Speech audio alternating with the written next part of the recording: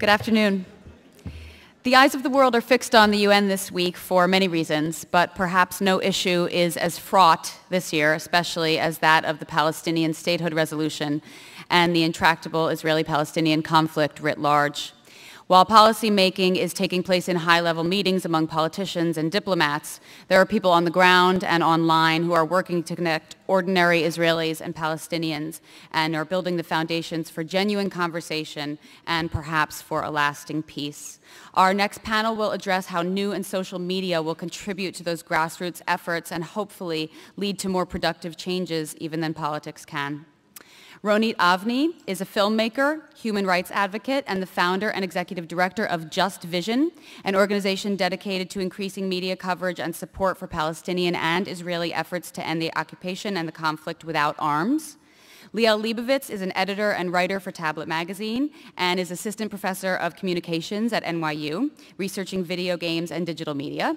And Helga Tawil Suri is an assistant professor in media, culture, and communication at NYU, where she teaches courses on international development, the Middle East, and the Palestinian-Israeli conflict. Please join me in welcoming them to our stage.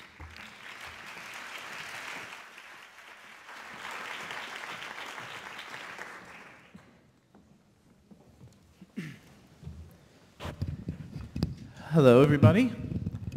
We are thrilled to be here, albeit not so thrilled to be in the unenviable position of going on stage immediately after Richard Gere. So we will do our best to be as eloquent and as good-looking.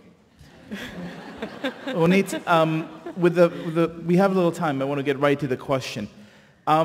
This is a week of decision. This is a week in which there's a lot of discussion about the Israeli-Palestinian conflict, and all the talk, obviously, is focused on the UN decision, whether or not the Palestinians will make a move. In other words, everything is focused on the sort of top-down approach. And your organization, Just Vision, which I hope you'll tell us a little bit about, is focused on moving in the opposite direction, from the bottom-up, grassroots. I wonder what you had to say about the chances of both approaches to resolution. Thank you.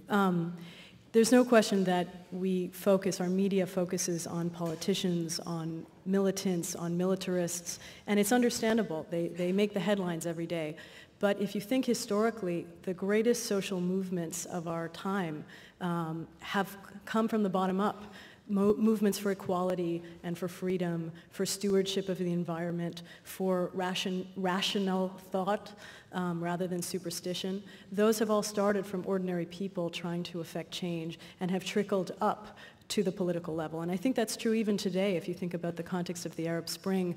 If we had not heard about the Tunisian fruit seller, for instance, then the world would look radically different today. So our focus at Just Vision is on the bottom. It's on what are people doing from the civil society level in order to affect change. Not because politicians don't matter, but politicians often follow and civil society often leads. And I think this week we can feel that to be painfully so, perhaps. So Just Vision is a team of Palestinian, Israeli, North American, and actually we have one Brazilian filmmakers, human rights advocates, and journalists. We're based in New York, in East Jerusalem, and in Washington. And we find these stories of incredible, courageous, strategic, and effective individuals who are working to transform their reality, Palestinian and Israeli. And then we shine a spotlight on them through film, through multimedia. We produce two films, one called Budrus, which is actually airing, for those of you who are interested, in honor of International Peace Day. It's actually airing today for free through Mubi, if you want to check it out.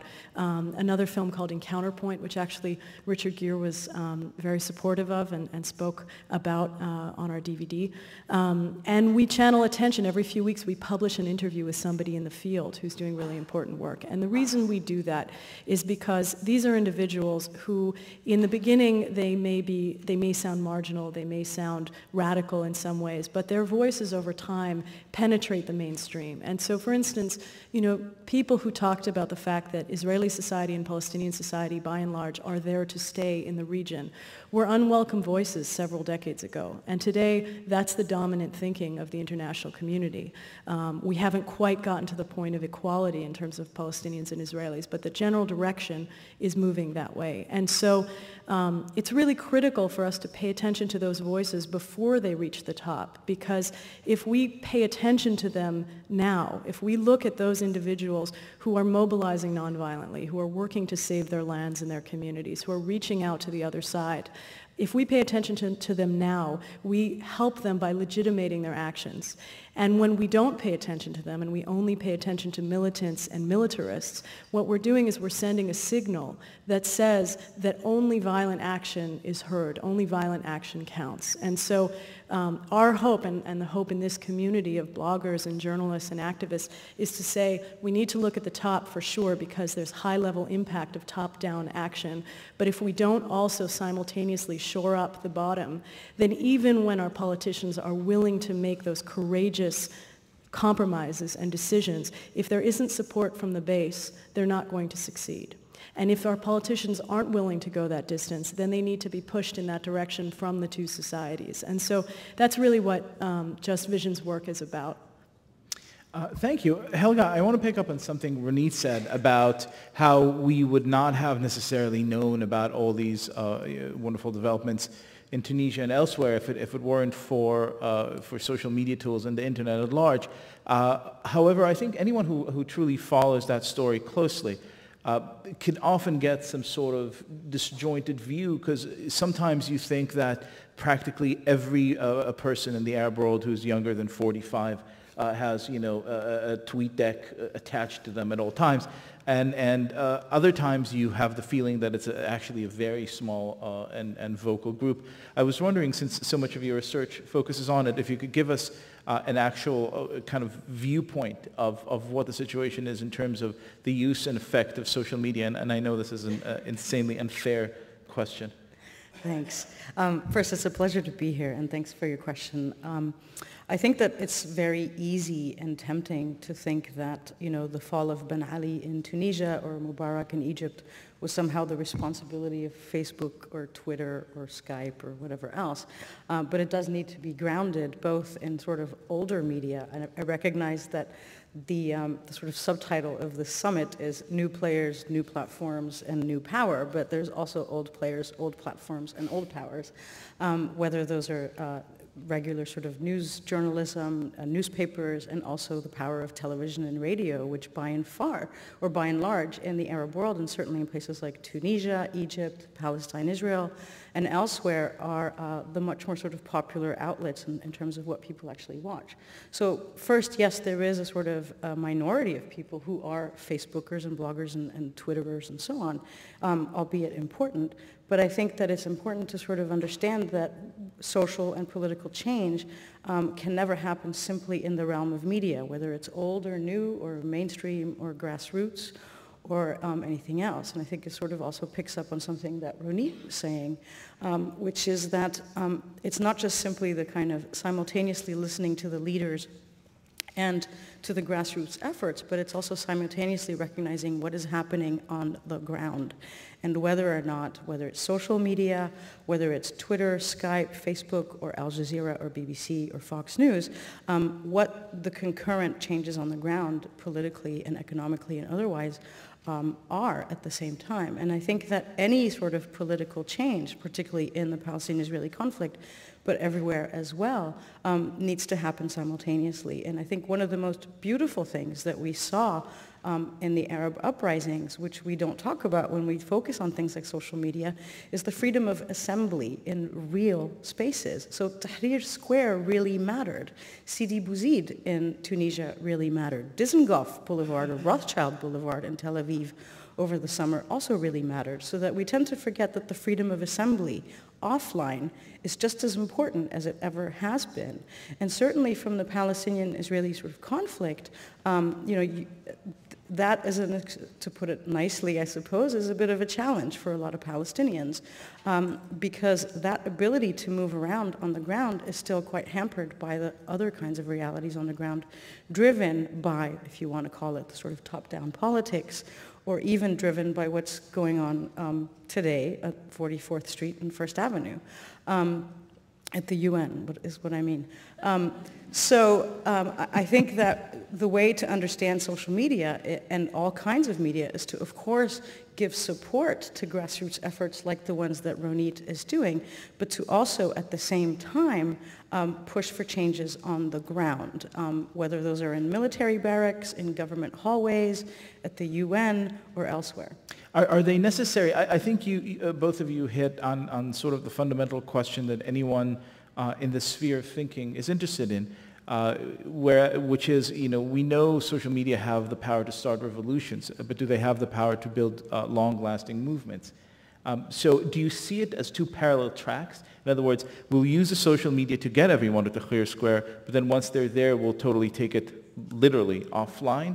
Or is there some sort of hybrid model that we can learn here or elsewhere that we say, well, we could continue on Facebook to some extent? This is a question for both of you. I think that it has to happen simultaneously. It's not as though it's a chronological development where you have one and then you have the next, a sort of linear model. I think it's a nonlinear model where I fully agree that people on the ground and their mobilization is critical, and that's something that we're very focused on documenting precisely because of its importance, that you need all forms of mobilization, of pressure, of exchanges of ideas and thought, and sometimes that can only happen in virtual spaces because other options are not available. Sometimes the language barriers, the movement barriers, the psychological barriers of fear, the realities of occupation are limiting, but I think that combination ultimately is what's going to help us. And the top-down, I mean, again, it's an ecosystem, and this is an important piece of that ecosystem. Helga? Well, I think that the way to perhaps think about it is to kind of recognize that media in and of themselves, whatever those media are, whether it's the printing press or text messages, are not inherently democratic or free or dictatorial or oppressive, but it's the uses that we put them to that can have those potentials. So I think that's the first thing to sort of keep in mind. The second is that as different forms of media kind of open the platforms for expression across a range of people, it's not just open to sort of peace builders, but also to kind of other forms as well, so that even states or regimes or the military itself also launches its own YouTube channel or Twitter feed or whatever else. So that while media expression does grow across a kind of ideological and political spectrum, I think it's important to recognize that it's not just the sort of optimistic peace-building things that are going on in the media, but also sometimes racist, oppositional, and sometimes also a lot worse. And I think there's also the sort of question that we seldom think about of things like structure and ownership and who owns the media, and is it easy to shut down, as we saw in the case of Egypt, for example. And certainly in the Palestinian-Israeli conflict, this is yet another sort of added complexity in terms of the Palestinians don't have that much freedom of media ownership. All international phone connections have to go through Israeli routers. And that matters in a particular way, both in the sense of what does it mean to potentially be a nation state without control over something like your infrastructure, but also what does it mean economically in terms of who actually benefits from these things. And so that's one issue, and I think the other thing to consider in light of the Arab Spring and different sorts of media revolutions is that it does change the geographic scope of activism, and I think that's what's actually truly beautiful, if you want, about that, or kind of revolutionary, is that certain national boundaries don't really matter, right? So it goes from Tunisia to Egypt to Libya to Bahrain, but it was also part of Eastern Europe and part of the Green Revolution in Iran and so on. Do you see that on the ground in Israel and Palestine? I mean, both of you are very interested in kind of like nonviolent activists. Do you see these tools, the internet in general, but particularly social media, sort of bringing about Israeli and Palestinians who want a peaceful resolution in ways that would not have been possible, let's say, 3 or 5 years ago? And if so, how? When I started, before launching Just Vision, I actually went and interviewed 475 Palestinian and Israeli nonviolence leaders, peace builders, and human rights advocates. And the vast majority at the time did not have websites. Some of them didn't have internet access. And they felt invisible to the world. And because they felt invisible, they felt marginal. Today, that's very different. The penetration of internet access, of bloggers, of tweeters, has changed dramatically. And I think it's only improving. Certainly tools like Facebook and the emergence of networks networks, television networks like Al Jazeera, Al Arabiya, and others. I think that the media landscape we're looking at just 8 years, since that period of time is dramatically different. And people are harnessing those tools, and I agree that it's for good and for ill. Certainly on the Palestinian and Israeli front, in terms of those interested in ending the occupation, working towards peace, they are, some are more savvy than others, but certainly in reaching out to the international media, in bringing people together, in congregating for demonstrations, in getting to know the other, in educational initiatives, in sharing narratives, in utilizing and spreading information about international law and legal mechanisms. All of that is happening today in a way that is pretty unprecedented. Helga, we have half a minute left. About 15, 20 years ago, I heard this sort of joke, not so funny, but a Palestinian media worker was saying to me, our biggest export is actually media coverage of ourselves, for which we don't get a single penny. In the sense of, one of the most covered things in the world happens to be the Palestinian-Israeli conflict. I think what we've seen over the past 10, 15 years is actually a change in that. Not that it's been covered less, but it has been covered in increasingly different and creative ways. And I think all kinds of media sort of have that potential and power in them. Well, ladies and gentlemen, you've heard it here first. There's hope, after all, for Israel and Palestine. Thank you so much for attending. It was our pleasure to be here today. Thank you. Thank you.